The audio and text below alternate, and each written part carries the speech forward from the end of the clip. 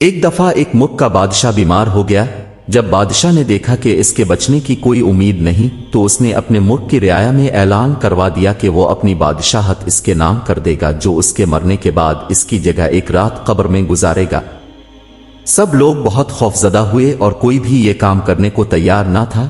اسی دوران ایک کمہار جس نے ساری زندگی کچھ جمع نہ کیا تھا، اس کے پاس سوائے ایک گدھے کے کچھ نہ تھا، اس نے سوچا کہ اگر وہ ایسا کر لے تو وہ بادشاہ بن سکتا ہے اور حساب کتاب میں کیا جواب دینا پڑے گا۔ اس کے پاس تھا ہی کیا ایک گدھا اور بس اس نے اعلان کر دیا کہ وہ ایک رات بادشاہ کی جگہ قبر میں گزارے گا۔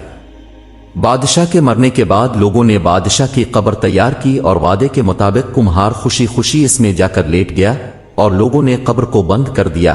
کچھ وقت گزرنے کے بعد فرشتے آئے اور اس کو کہا کہ اٹھو اور اپنا حساب دو۔ اس نے کہا بھائی حساب کس چیز کا، میرے پاس تو ساری زندگی تھا ہی کچھ نہیں سوائے ایک گدھے کے۔ فرشتے اس کا جواب سن کر جانے لگے، لیکن پھر ایک دم رکے اور بولے ذرا اس کا نامہ اعمال کھول کر دیکھیں اس میں کیا ہے۔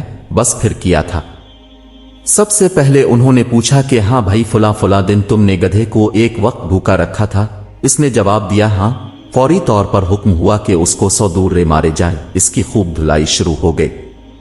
اس کے بعد پھر فرشتوں نے سوال کیا اچھا یہ بتاؤ فلاں دن تم نے زیادہ وزن لاد کر اس کو مارا تھا؟ اس نے کہا کہ ہاں۔ پھر حکم ہوا کہ اس کو 200 دورے مارے جائیں۔ پھر مار پڑنا شروع ہو گئے، غرض صبح تک اس کو مار پڑتی رہی۔ صبح سب لوگ اکٹھے ہوئے اور قبر کشائی کی تاکہ اپنے نئے بادشاہ کا استقبال کر سکیں۔ جیسے ہی انہوں نے قبر کھولی تو اس کمہار نے باہر نکل کر دوڑ لگا دی۔ لوگوں نے پوچھا بادشاہ سلامت کدھر جا رہے ہیں؟ تو اس نے جواب دیا او بھائیوں پوری رات میں ایک گدھے کا حساب نہیں دے سکا تو پوری رعایا اور مملکت کا حساب کون دے گا؟ کبھی سوچا ہے کہ ہم نے بھی حساب دینا ہے اور پتہ نہیں کہ کس کس چیز کا حساب دینا پڑے گا جو شاید ہمیں یاد بھی نہیں ہے۔